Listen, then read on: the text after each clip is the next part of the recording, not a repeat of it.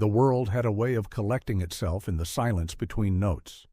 For Sang, retired teacher and quiet custodian of memories, that silence had become a home. Her hands, gnarled like old roots, rested on her lap. They were hands that had guided 1,000 small fingers to form letters, hands that had conducted 100 youthful choruses, hands that had long ago learned the intricate language of letting go. The park was her chapel now, a sanctuary of green where the rustle of leaves was a whispered liturgy and the distant murmur of the city was a fading memory. She began to hum a melody that was more a feeling than a sound, a memory woven from a lifetime of teaching, a gentle echo of a lullaby for a forgotten child. It wasn't a song for an audience. It was a conversation with the ghosts of her past, a quiet offering to the sun-dappled air. The notes were like ripples in a still pond, spreading outwards, carrying with them the weight of years and the lightness of a heart that had found its peace in the small, forgotten corners of the world. She closed her eyes, and the humming grew, a soft current of sound that pulled her inward into the sacred space of her own mind, where the faces of her students, their youthful hopes and fears, still danced in a silent, joyful procession. She hummed a song she had taught them all, a simple, soaring melody about a river and a journey. Her voice, thinned by time, was yet full of a rich, resonant warmth, a quiet strength that spoke of enduring love and the unyielding power of a single, pure note. It was a melody of reflection, a quiet sorrow for the things that had passed, but also a profound, undeniable joy for the things that had been. She was a single, fragile instrument in an orchestra of wind and leaves, but her music was the most beautiful thing in the world, a fragile bridge between the person she was and the person she had always been meant to be. This wasn't a performance, it was a prayer. A single tear, unnoticed, traced a path down her cheek, a small river of its own, carrying with it a lifetime of unspoken words and unexpressed emotion. It was the kind of tear that comes from a wellspring of profound, quiet love, the kind of love that can only be understood in the silence after the music stops. Her hands twitched, a memory of conducting, of guiding a wave of youthful voices to a perfect, harmonious crescendo. She could still feel the warmth of their collective energy, the vibrant thrum of their hopeful hearts. It was a feeling she had traded for the weight of her own solitude, a trade she had never fully understood.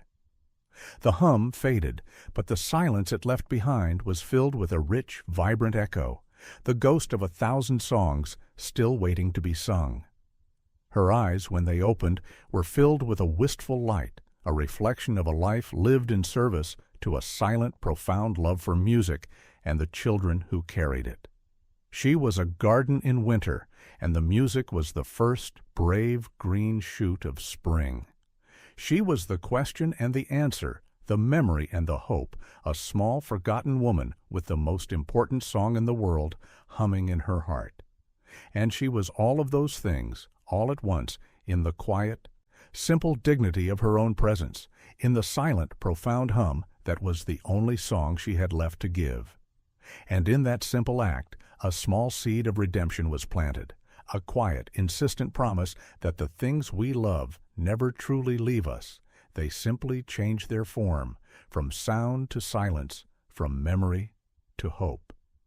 Her hum was the quiet, constant pulse of her own enduring soul, a silent, profound testament to the truth that a heart can break and still hold a song within its shattered pieces. And as the hum faded into the afternoon air, a new kind of silence took its place, a silence that felt not like an absence, but like a presence. A stillness full of all the songs she had ever known, all the lives she had ever touched, all the love she had ever given, waiting for a listener to find their way to its quiet shore, to find their own reflection in the still, clear waters of her melody. She was the melody and the silence, the beginning and the end, a living, breathing symphony of a life well lived, a song for the broken and a promise for the lost. Meanwhile, Mr. Davies, a man who had long ago traded the soaring crescendo for the sterile hum of a boardroom, carried a weight that no corporate success could ever truly lift. He moved through the world like a ghost in a machine, a man who had built a kingdom of numbers and acquisitions, a fortress of solitude and success. His suit was a polished armor, his face a mask of practiced indifference. He was the architect of his own gilded cage, the silent king of an empty throne. He walked, his leather shoes clicking on the pavement, each step a rhythmic reminder of the relentless, unforgiving march of time. His mind was a battlefield of spreadsheets and projections, a constant, chaotic symphony of noise that had long ago drowned out the quiet, insistent melody of his own heart. He had once been a choir director, a man who had felt the tangible energy of 1,000 voices rising in perfect harmony, a man who had found his purpose in the unbridled, joyful chaos of youthful passion.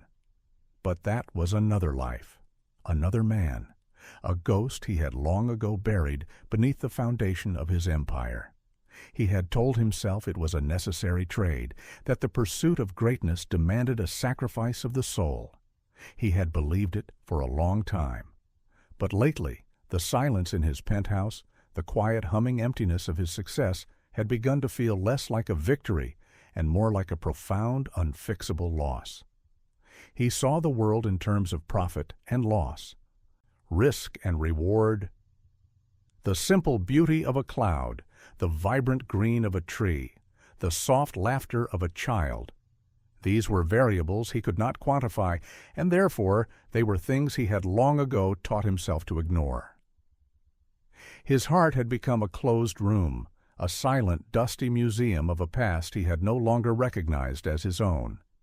He was a man with everything and nothing, a powerful figure with a soul that felt as thin and transparent as a ghost. The memory of the music, the feeling of his own hands conducting, the ache in his chest when a chorus finally found its perfect, unified voice. These were things he had locked away, a treasure he had forgotten he possessed. He had built his world on a foundation of silence, a fortress designed to keep out the noise of the world, but which had, in the process, also managed to keep out the sound of his own heart. He was a man drowning in his own success, adrift in a sea of his own making, a lost sailor on a corporate ocean, with no stars to guide him home, no compass to point him back to the place he had so desperately wanted to escape. And then he heard it. A sound so small, so simple, so utterly unlike anything in his world. It was a hum, a fragile, almost inaudible melody carried on the wind. It was a sound that didn't demand his attention, it simply asked for it, a quiet invitation to a world he had long ago forgotten. He stopped, his perfect polished shoes coming to an abrupt halt. The rhythm of his steps, the relentless, unforgiving beat of his life, was broken by a single, resonant hum. He didn't know the song, but he knew the feeling of it, the quiet, mournful hope, the gentle, unyielding strength. It was the sound of a heart still beating, a soul still singing, even after everything. It was a sound he had forgotten, the language of a forgotten self, a ghost from his own past returning to haunt him with a melody of profound, quiet grace. And in that moment, in the unexpected quiet of a park, surrounded by the clamor of the city, he began to feel the first undeniable stirrings of a profound, unfixable change. The melody, so simple and unassuming, was a key, a quiet, insistent unlocking of the doors he had spent a lifetime building around his heart.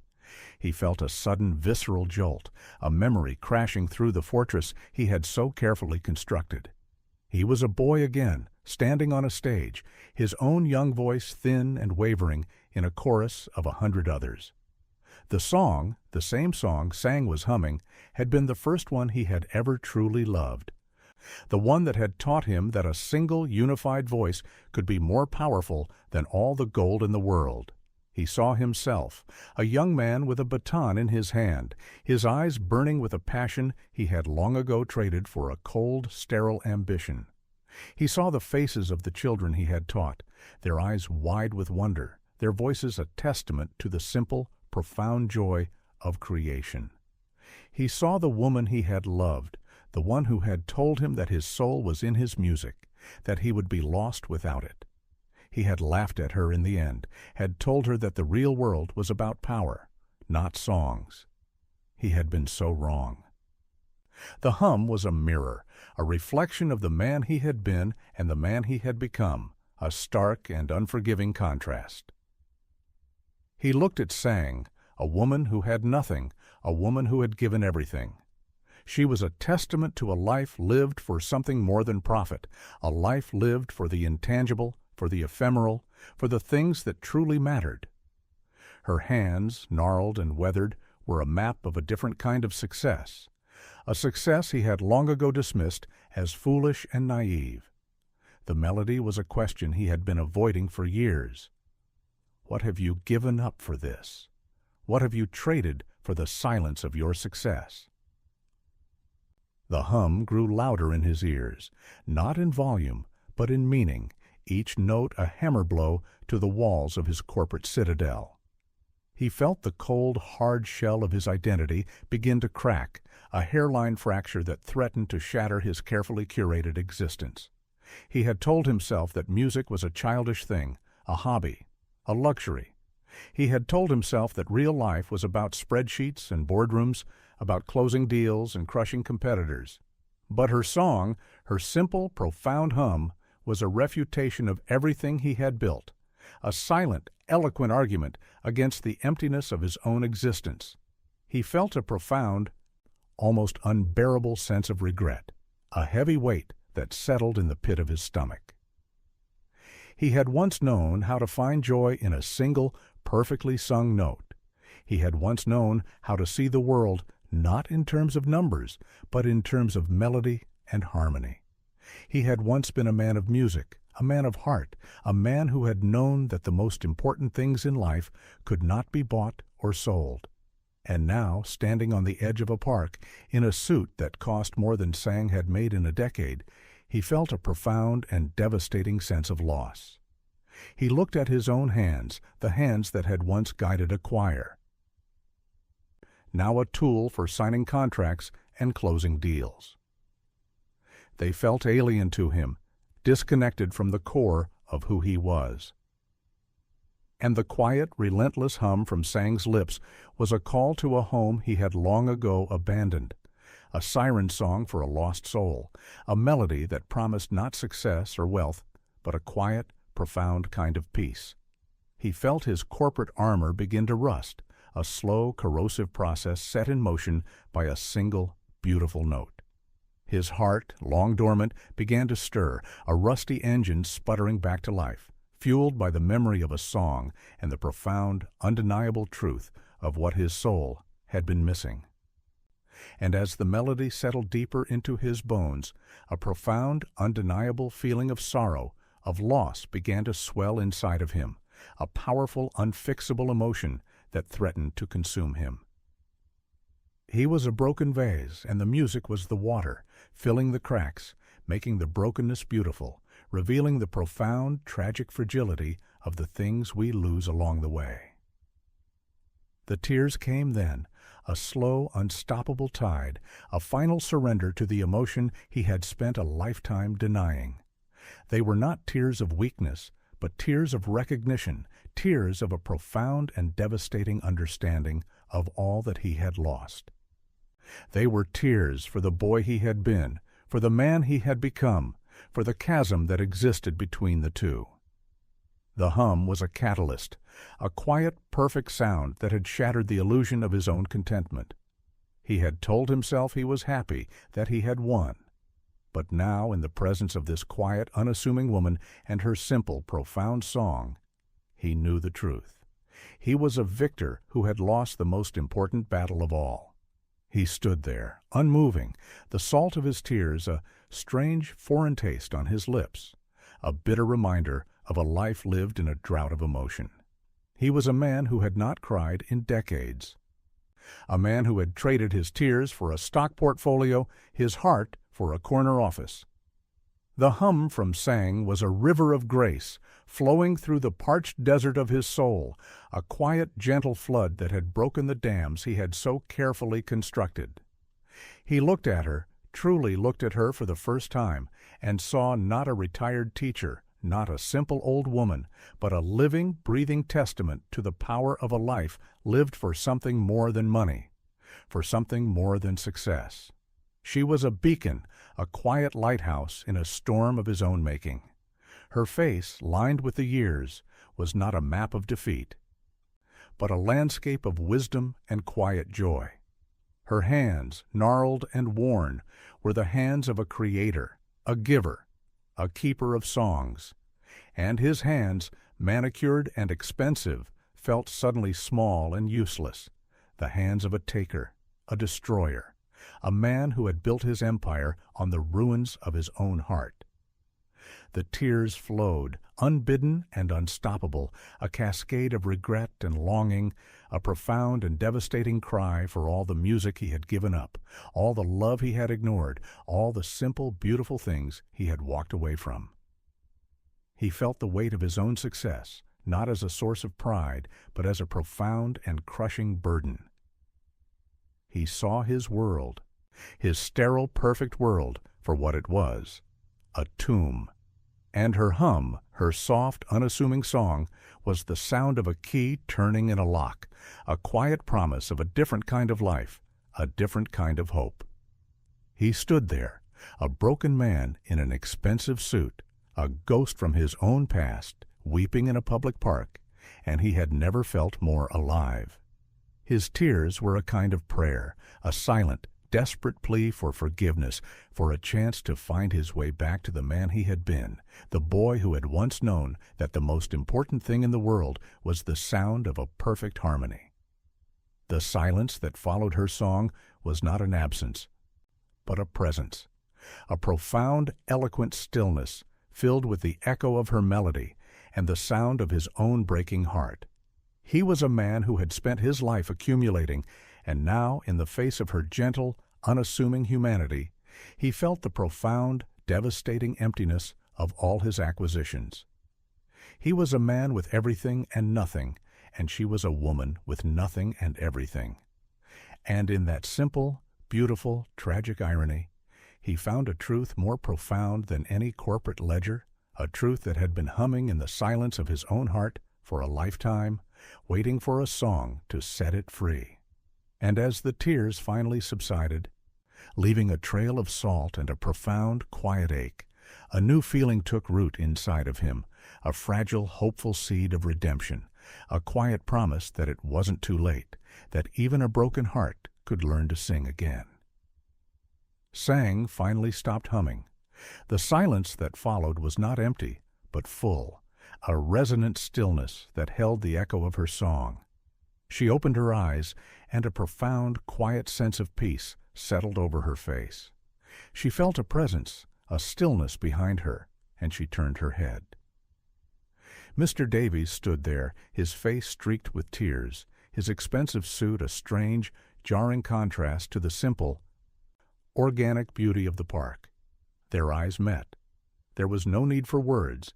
In his eyes she saw a profound, quiet pain, a lifetime of unspoken sorrow. In her eyes he saw a profound, quiet wisdom, a lifetime of gentle, enduring love. He didn't have to explain. She understood. The music had told her everything.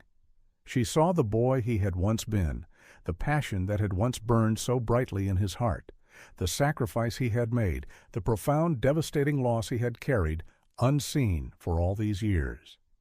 He saw the teacher, the woman who had devoted her life to a cause he had long ago abandoned, a woman who, in her quiet, simple dignity, was a living, breathing reminder of all the beauty and grace he had traded away.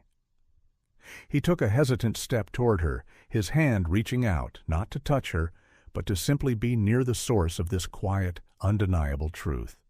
His hand, once so full of a conductor's passion, now trembled with the weight of a different kind of emotion. She watched him, her gaze soft and understanding. She had seen this before, 1,000 times in the faces of her students, a quiet, hesitant awakening, a fragile moment of profound, undeniable vulnerability. He wanted to speak, to apologize, to thank her, to explain. But the words died in his throat, a clumsy, inadequate substitute for the vast, overwhelming emotion that was now a living, breathing thing inside of him. She simply nodded, a small, gentle movement that said everything. "It's okay. I know. You're not alone." The silence between them was a bridge, a fragile, beautiful connection forged from a simple song and a profound, unspoken sorrow. He felt a sudden, powerful urge to sit beside her, to simply exist in the quiet grace of her presence, to let the broken pieces of his heart find a quiet, resonant peace in the gentle hum of her memory. He sat down on the bench, not beside her, but a respectful distance away, his shoulders slumped. The weight of his corporate empire finally, mercifully lifted. He was no longer a CEO, he was simply a man, a broken man in search of a song. And she was no longer a retired teacher, she was a healer, a keeper of melodies, a quiet, gentle guide. He closed his eyes, and in the silence he heard not the noise of the city, not the hum of his corporate kingdom, but the quiet, persistent echo of her song, a gentle, beautiful melody that promised him a kind of peace that all the money in the world could never buy. He was a lost ship, and she was the quiet, constant star that had finally led him home. He was a forgotten symphony, and she was the single, perfect note that had finally remembered how to play. The sun began to set, casting long golden shadows across the grass. Two figures sat on a bench, a man with a shattered heart, and a woman with a song in hers, two strangers in the same silent, beautiful world, two souls finally, wonderfully, and completely at peace. And in that quiet, unassuming moment, a new song began to play, a new symphony began to be written, a profound and beautiful melody of a life finally, wonderfully, and completely redeemed. The hum that had started it all had long since faded, but its echo was a living, breathing promise, a quiet, persistent reminder that a single, soft song could change the world, one broken heart at a time.